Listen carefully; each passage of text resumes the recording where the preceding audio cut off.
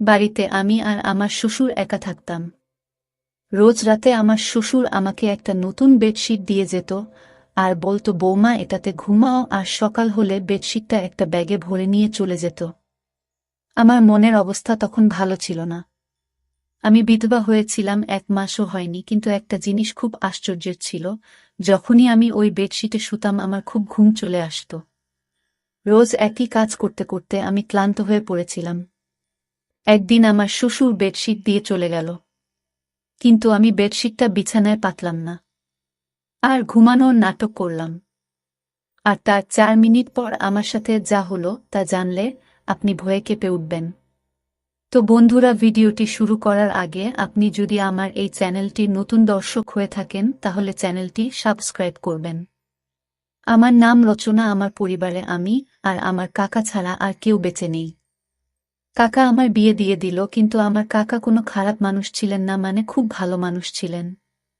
আমার 17 বছর বয়সে বিয়ে হয়। আমি খুব সুন্দরী ছিলাম, কিন্তু উনি আমার জন্য যে পরিবার পান তারা খুব বড়লোক ছিল না, আবার গরিবও ছিল না, কিন্তু ওনার আর কিছু করার ছিল না, কারণ আমার কাকিমা একদম ভালো মানুষ ছিল না। কোনো ভালো সম্বন্ধ এলে আমার কাকিমা বলতো, আগে নিজের মেয়েদের কথা চিন্তা করো, একে তাড়াতাড়ি বাড়ি থেকে বিদায় করো, না হলে আমার মেয়েদের জন্য ভালো সম্বন্ধ পাবো না। যারাই আসতো তারাই আমাকে পছন্দ করে নিত, কারণ আমি খুব সুন্দরী ছিলাম। আর আমার কাকার মেয়েরা মোটা আর কালো ছিল, কিন্তু তারা আমার সঙ্গে ভালো ব্যবহারই করত। সবকিছু ঠিক ছিল, খালি কখনো কখনো আমার কাকিমা রেগে যেত, কারণ সম্বন্ধ তার মেয়েদের জন্য আসত। কিন্তু তারা আমাকে পছন্দ করে চলে যেত। এমনও হতো যখন সম্বন্ধ আসত কাকিমা আমাকে লুকিয়ে দিত। তারপর কাকা অধৈর্য হয়ে আমাকে যেখানে পাঠানোর তাড়াতাড়ি পাঠিয়ে দিলেন।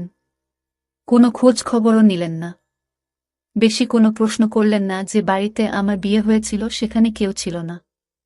আমার বর দেরাদুনে চাকরি করত, সেখান থেকে বাড়ি আসতে তার একদিন সময় লেগে যেত, তাই রোজ আসা যাওয়া করতে পারত না। প্রতি 4 মাস অন্তর 1 সপ্তাহের ছুটি নিয়ে আসত। আমি ভাবতাম, ঠিক আছে, বিদেশে তো আর থাকে না, না হলে বছরের পর বছর অপেক্ষা করতে হতো, তা ও আসতে পারত না। বাড়িতে আমার শ্বশুর ছাড়া কেউই ছিল না, কিন্তু আমার বর বলল, তোমার চিন্তা করার দরকার নেই। আমার বাবা খুব ভালো মানুষ, আর উনি সত্যিই খুব ভালো মানুষ ছিলেন, আর আমার খুব খেয়াল রাখতেন। দিয়ে 2 সপ্তাহ পর আমার বর আমাকে বলল, আমাকে যেতে হবে। আমি শুধু 2 সপ্তাহের ছুটি নিয়েছিলাম। আমি ওকে ভারাক্রান্ত মনে বিদায় দিয়ে দিলাম। ওর নাম ছিল অলোক, আর আমার শ্বশুরের নাম ছিল কমল। আমার শ্বশুরও কাজে যেত, আমি সকাল সকাল ওনাকে টিফিন বানিয়ে দিলাম। উনি কাজে চলে গেলেন। উনি আমাকে বললেন, ঘরের দরজা বন্ধ করে রাখো, কেউ এলে খুলবে না। যখন আমি ফিরে আসব তখন আগে জিজ্ঞেস করবে কে এসেছেন, আমি তোমাকে বলবো আমি এসেছি, তারপর তুমি দরজা খুলবে। উনি আমাকে খুব ভালোবাসতেন, মেয়ের মতন আমার বায়না আবদার মেটাতেন। আমার মাথায় হাত রেখে চলে যেতেন, ফেরার সময় আমার জন্য সিনারা নিয়ে আসতেন। আমি বললাম, এসবের কি দরকার ছিল? উনি বললেন, তোমার নতুন বিয়ে হয়েছে, তোমাকে একটু সেবা তো করতেই হবে। আর যদি আমার স্ত্রী বেঁচে থাকতো তাহলে তোমার মতো আমার একটা মেয়ে থাকতো, তাহলে ওর সাথে তোমার সময় কেটে যেত। কিন্তু উনি তো এই দুনিয়াতেই নেই। তখন আমি বললাম, কোনো ব্যাপার না, আপনি তো আছেন। এইভাবে উনি প্রতিদিন আমার জন্য কিছু না কিছু নিয়ে আসতেন। উনি এমন একটা জিনিস নিয়ে এলেন একদিন, যেটা আমি কখনো ভাবিনি, আর তাতে আমি একটু অপ্রস্তুতে পড়ে গেলাম। আমার বর সিকিউরিটির কাজ করত, তাই সারাদিন তার ফোনে কথা বলার পারমিশন ছিল না। শুধু রাতে 5 মিনিটের জন্য আমাকে ফোন করত, কিন্তু সে এত ক্লান্ত থাকত যে কথা বলতে বলতেই ঘুমিয়ে যেত। এটা আবার মোটেই ভালো লাগত না, কারণ আমি সারাদিন এই 5 মিনিটের জন্য অপেক্ষা করতাম। কিন্তু কি করব, ওর কোনো দোষ ছিল না। ওর সারাটা দিন রোদে গরমে দাঁড়িয়ে ডিউটি করত, তাই ক্লান্ত হয়ে যেত। ও বলে, অনেক বড় বিল্ডিং, কিন্তু এটা অনেক ভয়ঙ্কর জায়গা।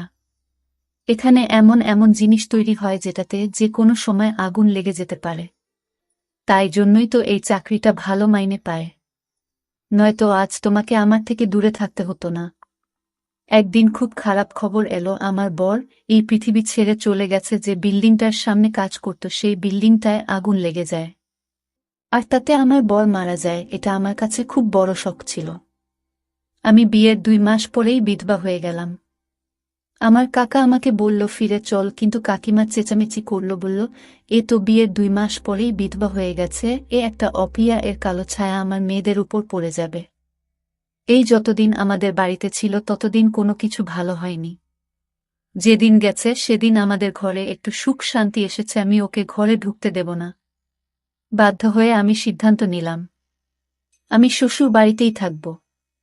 আমার কাকা বলল চিন্তা করিস না, আজকাল তো বিধবা ডিভোর্সি মেয়েদেরও বিয়ে হয়ে যায়, কাউকে না কাউকে পেয়ে যাবি, আমি তোর জন্য আবার ছেলে দেখব, কিন্তু আমি আর বিয়ে করতে চাই না, কারণ আমার বরের কথা আমার খুব মনে পড়ে। আমার শ্বশুর তাড়াতাড়ি কাজ থেকে বাড়ি ফিরে এলো আর আমি দেখলাম উনি সাথে করে একটা সাদা রঙের বেডশিট নিয়ে এসেছেন। বললেন বৌমা এটা বিছানায় পেতে এসো। আমি বললাম ঠিক আছে, কিন্তু আমার ওনাকে এটা জিজ্ঞেস করা উচিত ছিল, এটা পেতে আমি কেন শোব। উনি শুধু আমাকে এটাই বলেছিলেন, এটা তোমার জন্য এনেছি, নিজের বিছানায় পেতে নাও। আমি ভাবলাম বাড়ির জন্য এনেছেন, হয়তো এমনিতেও এই বাড়িতে বেশি কিছু জিনিস ছিল না, আর আমাকে উপহার দেওয়ার মতো কেউ ছিল না। কিন্তু সমস্যা তো তখন হলো যখন সকালে উনি এসে আমাকে বললেন বৌমা বেডশিটটা আমাকে ফেরত দাও। আমি ভেবেছিলাম উনি এটা আমাকে রাখতে দিয়েছেন। আমি বললাম কিন্তু আমি তো ওটা বিছানায় পেতে দিয়েছি, আর রাতে ওটার উপরে ঘুমিয়েছি।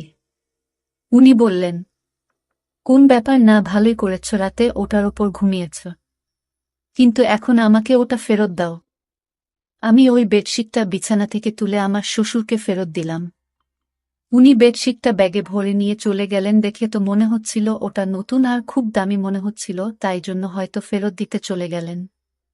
আমিও বেশ কিছু প্রশ্ন না করে বেডশিটটা ফেরত দিলাম। আবার বরের কথা আমার খুব মনে পড়ত, কিন্তু আজকে রাতে আমি খুব ভালোভাবে ঘুমিয়েছি।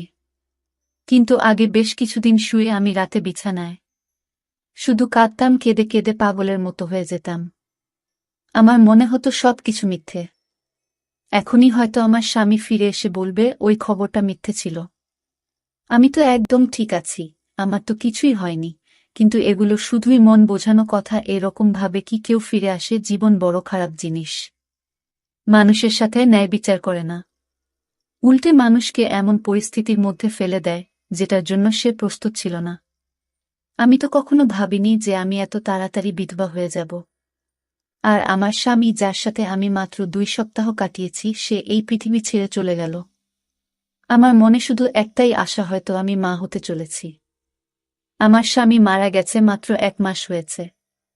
কিছুদিন আর যদি বাঁচত তাহলে হয়তো আমি নিশ্চিত হয়ে যেতাম যে আমি সত্যিই মা হতে চলেছি নাকি সেটা নয়, কারণ যখন আমার স্বামী ফিরে গিয়েছিল তার 20 দিন আগে সে আমার কাছে ছিল, আর তার যাওয়ার 2 দিন পরই খবর এলো যে সে আর বেঁচে নেই।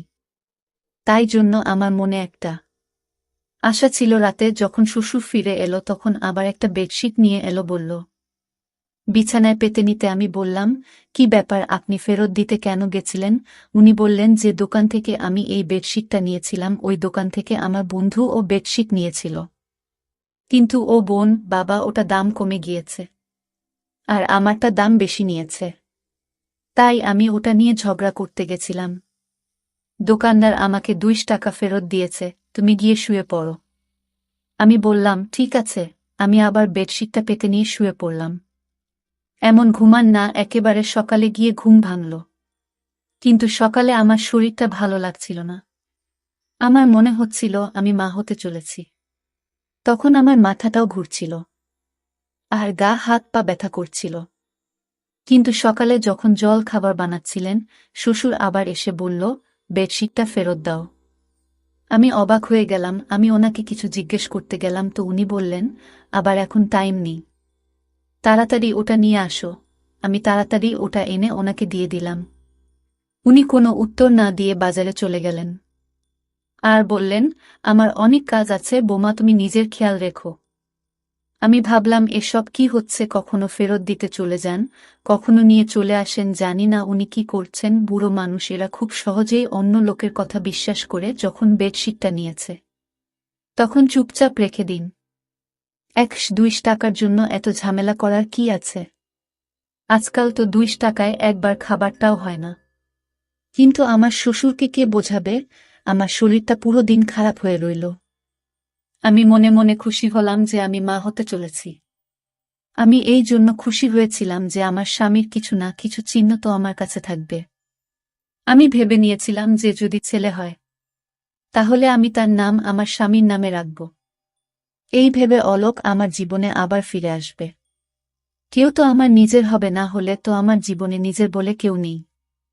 একমাত্র স্বামী ছিল সে, ও এই পৃথিবী ছেড়ে চলে গেল। আমার শ্বশুর তো রুটিন বানিয়ে ফেলেছিল। উনি রাতে আমাকে পেয়েছি দিতেন, আবার সকালে ফেরত চেয়ে নিতেন, আর আমি এমন ঘুমিয়ে পড়তাম যে আবার কোনো হুঁশ থাকত না। আমি কোথাও শুনেছিলাম যে যখন মহিলারা হয় তখন তার খুব ঘুম পায়। তাই জন্য আমি অন্য কিছু না ভেবে এই সব নিয়েই বলেছিলাম, কিন্তু 1 সপ্তাহ পর আমার এই আশাটা ভেঙে গেল। আমার মন খুব খারাপ হলো। আমি গর্ভবতী ছিলাম না, আমার স্বামীর কোনো চিহ্ন আমার কাছে রইল না। আমার খুব বেশি আফসোস লাগছিল, খুব কাছে ছিলাম।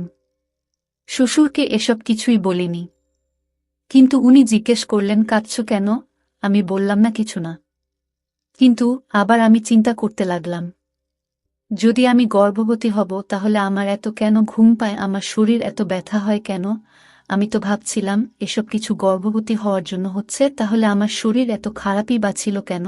কিন্তু এখন কাকে বলবো? আমাকে ডাক্তারের কাছে নিয়ে চলো। শ্বশুরকে বলতে কেমন অস্বস্তি হচ্ছে। কাকে বলবো? তো কাকা কি ভাববে? যদি আমার স্বামী বেঁচে থাকতো তো ওর সাথে চলে যেতাম। কিন্তু ধীরে ধীরে যন্ত্রণা বাড়তে লাগলো। রাতে খুব গভীরভাবে ঘুমিয়ে যেতাম, বুঝতে পারতাম না কখন ঘুমিয়েছি আর কখন জেগে আছি। আর এদিন এক দৃশ্য দেখে আমি তো অবাক হয়ে গেলাম। দেখলাম আমার শ্বশুর নিজেই বেডশিটটা ধরছে। আমি অবাক হলাম এটা ভেবে যে ইনি চাদরটা ধরছেন কেন। উনি কি মনে করেন যে আমি চাদরটা নোংরা করে ফেলেছি? তাই যদি মনে করে তাহলে আমাকে বললেই পারতেন, আমি নিজে ধুয়ে দিতাম। কিন্তু তিনি চাদরটা নিয়ে কি কাজ করছেন? এটা আমার ঘরে ছিল। আমি মনে করতাম আমার শ্বশুর ছেলের মৃত্যুতে হয়তো পাগল হয়ে গেছেন, অদ্ভুত অদ্ভুত কাজকর্ম করছেন। একটা চাদর গিয়ে বারবার খেয়ে ধরে, রাতে বলে পেতে নাও, সকালে বলে ফেরত দাও। এই ধরনের আচরণ তো কোনো নর্মাল মানুষ করবে না। কিন্তু আমি কিছু বলতাম না, কারণ আমার থেকে বেশি ক্ষতি ওনার হয়েছিল। ওনার বুড়ো বয়সের লাঠি হারিয়ে গেছিল। আমার স্বামীর মৃতদেহটাও আমরা পাইনি। শুধু আমাদের এটুকু বলে দেওয়া হয়েছিল যে সে এই পৃথিবী ছেড়ে চলে গেছে। কারণ বিল্ডিং এ আগুন লেগেছিল, তাই বেশিরভাগ লোকের মৃতদেহ পাওয়া যায়নি শেষবারের মতো। আমার শ্বশুর ছেলেকে প্রাণ ভরে দেখে ও নিয়ে আর আমিও দেখিনি। তাই জন্য হয়তো আমাদের মনে অনেক দুঃখ জমেছিল। আর সেই দুঃখটাকে বার করার জন্য উল্টো একটা কাজকর্ম করছিলেন। আমি এই বিষয়টায় বেশি গুরুত্ব দিলাম না, আর আমার শরীর আরও বেশি খারাপ হতে লাগল। আমি আমার শরীর নিয়ে খুব বেশি অসুবিধায় পড়লাম। এখন তো আমি ঘরের কাজ করব ঠিক করে করতে পারছিলাম না। আমার খালি বমি হতো। একদিন আমার শ্বশুরবাড়ি ছিল না, তখন একজন প্রতিবেশী আমার বাড়িতে এলো। আমি তাকে সবকিছু বললাম। সব শুনে সে বলল, তোমার শরীর তো খুব খারাপ মনে হচ্ছে, এরকম ভাবে চললে হবে না। বাড়িতে শুধু যদি শ্বশুর থাকে তাহলে ওনাকে বলবেন না তো কাকে বলবে? এতে লজ্জা পাওয়ার কি আছে? লজ্জা পেতে গিয়ে মরে যাবে নাকি? চলো তুমি আমার সঙ্গে। সে আমাকে হাসপাতালে নিয়ে গেল। ডাক্তার আমাকে চেক করে বলল আমি মা হতে চলেছি। শুনে তো আমি থমকে গেলাম। আমি বললাম, ডাক্তারবাবু এটা কি করে সম্ভব? আমার স্বামী তো মারা গেছে। উনি আমাকে কোনো তারিখের ব্যাপারে জানতে চাইলেন। আমি ওনাকে সবকিছু বললাম। আমি ওনাকে বললাম, হ্যাঁ আমারও আগে মনে হতো এমনটা, কিন্তু সেটাও তো প্রায় 1 মাস হয়ে গেছে। আমার স্বামী 2 মাস আগে আমাদের ছেড়ে চলে গেছে। কিন্তু ডাক্তার বলল কখনো কখনো এরকমটাও হয়, হয়তো আপনার সাথেও এমনটাই হয়েছে। মহিলার শরীরে কোনো লক্ষণ দেখা দেয় না, কিন্তু তবুও সে গর্ভবতী হয়। আমি তো কিছুই বুঝতে পারছিলাম না। তারপর ডাক্তার আমাকে বলল, তুমি কারো সাথে কোনো নোংরা কাজ করনি তো? আমি বললাম, সৃষ্টিকর্তার দিবি আমি এমন কোনো কাজ করিনি। আমি তো আমার স্বামীকে খুব ভালোবাসতাম। আর আমি ওনাকে বললাম, আমাদের বাড়িতে তো আমার বউ শ্বশুর ছাড়া আর কেউ থাকে না, আর আমি কোথাও যাওয়া আশাও করি না। ডাক্তার বলল, ঠিক আছে দেখো, কিছু মনে করো না। এসব ক্ষেত্রে এই ধরনের প্রশ্ন করা হয়। কিন্তু তুমি মা হতে চলেছ এটা একদম নিশ্চিত।